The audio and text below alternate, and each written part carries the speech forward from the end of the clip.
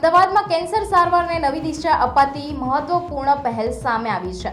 અમદાવાદની ખાનગી હોસ્પિટલમાં ઇલેક્ટ્રા ઇન્ફિનિટી રેડિયેશન મશીનનું ઉદ્ઘાટન કરવામાં આવ્યું છે, જે દર્દીઓને સારવાર માટે સુલભ બનશે।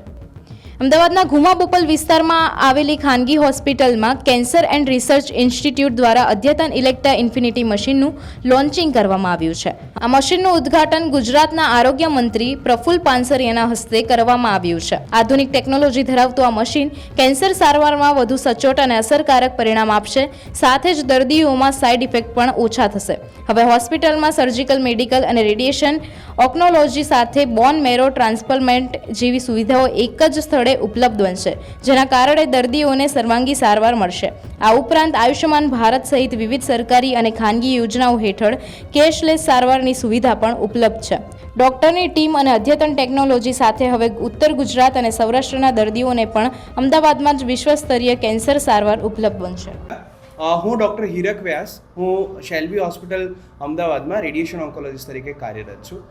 આજે આપણે કૃષ્ણ શેલ્બી હોસ્પિટલ બોપલમાં રેડિયેશનનું નવું મશીન ઇલેક્ટ્રા ઇન્ફિનિટી એનું ઉદ્ઘાટન કર્યું છે, જે રેડિયેશનનું state of the art latest machine છે, જેમાં ટ્યુમરના નાનામાં નાના 1 મિલીમીટર જેટલા ટાર્ગેટથી લઈને 40 સેન્ટીમીટર જેટલા મોટા ટાર્ગેટ સુધી ટ્રીટમેન્ટ કરી શકાય છે। જે જૂની ટ્રીટમેન્ટમાં પેશન્ટ્સને સાઇડ ઇફેક્ટ ઘણી વધારે આવતી હતી રેડિયેશનના કારણે, એ સાઇડ ઇફેક્ટને ઓછી કરતાં લેટેસ્ટ ટેકનિક જેમ કે વીમેટ છે કે રેડિયો સર્જરી છે કે ઇમેજ ગાઇડેડ રેડિયોથેરાપી છે, એના દ્વારા આપણે પેશન્ટની ટ્રીટમેન્ટ કરી શકીએ। કેન્સરના પહેલા સ્ટેજથી લઈને ચોથા સ્ટેજ સુધી જરૂરિયાત પ્રમાણે આ મશીન ઉપર દરેક ટ્રીટમેન્ટ થઈ શકશે। આ મશીનનું ઇનોગ્રેશન રાજ્યમંત્રી ડૉક્ટર પ્રફુલ પાનસરિયા સાહેબ દ્વારા કરવામાં। વિરાજ લવિંગિયા છે અને હું એક મેડિકલ ઓન્કોલોજીસ્ટ છું અને શેલ્બી હોસ્પિટલમાં ડાયરેક્ટરની ભૂમિ નિભાવું છું। મારે બે ઇમ્પોર્ટન્ટ વાત કહેવી છે શેલ્બી કેન્સર રિસર્ચ ઇન્સ્ટિટ્યૂટ વિશે, કે અમદાવાદમાં જ ખાલી વાત કરું તો અમે 16 કેન્સરના ડૉક્ટર છે જે ખાલી અમદાવાદમાં સેવા આપે છે। તો 16 કેન્સરના ડૉક્ટર કેમ?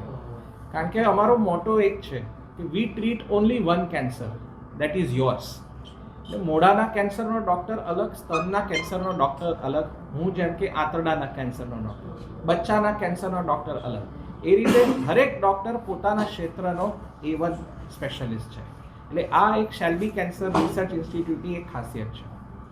બીજી ખાસિયત એ છે, જ્યારે હું ભણતો હતો ત્યારે મને ખબર પડતી હતી કે કેન્સરની ટ્રીટમેન્ટ બહુ મોંઘી હોય છે।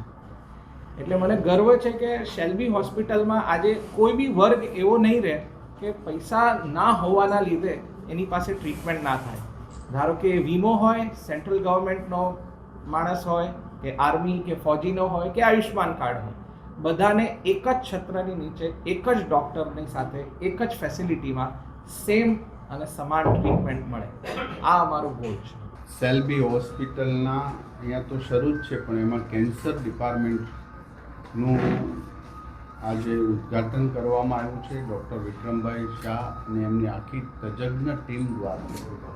કેન્સરની અદ્યતન સારવાર મળી રહે તે હેતુસર જુદા જુદા વિભાગના નિષ્ણાંત 16 જેટલા ડૉક્ટરો આ સારવાર આપવા માટે એક અહીંયા તત્પર છે। ત્યારે અમદાવાદની અંદર શેલ્બી હોસ્પિટલના આ ઓપનિંગની અંદર જ્યારે આપણે એવું જ પ્રાર્થના કરીએ કે કોઈને કોઈ બીમારી થાય જ નહીં, અને થઈ હોય તો અહીંયા આવે અને આ નિષ્ણાત ડૉક્ટરો એમની શ્રેષ્ઠ સારવાર કરે, એમને સારું થઈ જાય એવી ઈશ્વરને પ્રાર્થના કરીએ છીએ। ગવર્મેન્ટ પણ નાનામાં નાના વ્યક્તિને આવી કોઈ ગંભીર બીમારી થઈ હોય તો અમને સારવાર મળી રહે એ હેતુ છે ગવર્મેન્ટની યોજના પણ આ હોસ્પિટલ સાથે ટાઈપ કરી અને એની અમલીકરણ થાય, એટલે ગરીબમાં ગરીબ માણસ પણ શ્રેષ્ઠમાં શ્રેષ્ઠ સારવાર લઈ શકે એવા હેતુ છે। આ ગવર્મેન્ટ સાથે પણ આનું ટાઈપ કરીને આયુષ્માન ભારત કાર્ડ અને મા અમૃતમ કાર્ડ યોજનાની અંદર પણ ગરીબ લોકો લાભ લઈ શકે એ હેતુ છે। આજે હું ફરી વખત ઈશ્વરને પ્રાર્થના કરું છું કે તમામ દર્દીઓ સાજા થઈ જાય, બહુ ઓછી જરૂરિયાત પડે લોકોને એવી પણ પ્રાર્થના। ગુજરાતમાં તમામ સિવિલ હોસ્પિટલોમાં જે પરમિટનો ચાર્જ આવે તે રોગી કલ્યાણ સમિતિની અંદર જમા કરાવવાનો હોય છે. નવી પરમિટના 25,000 અને રિન્યૂ કરવાના 20,000 જેમનો ચાર્જ હોય છે. QR કોડ દ્વારા એને જમા કરાવવાના હોય છે. કોઈ રોકડા પૈસા આપવાના હોતા નથી, પરંતુ જેમની જવાબદારી છે ક્લાર્ક સહિતના 4 ઇસમોએ આ પૈસા રોગી કલ્યાણ સમિતિની અંદર જમા ન કરતા પોતાના ખીચામાં નાખ્યા. જે કમ્પ્લેન મળતા ચકાસણી કરતા એ વાત સત્ય છે કે આ પૈસા એ લોકો લઈ લેતા હતા. આવા લગભગ 9થી 10 લોકો સાથે ટેલિફોનિક અમારા વિભાગના અધિકારીઓએ વાત કરી, જેના પૈસા લઈ લીધા પરંતુ જમા નહોતા થયા. એ બાબત જાણ થતાં તુરંત જ પોલીસમાં FIR કરવામાં આવી છે.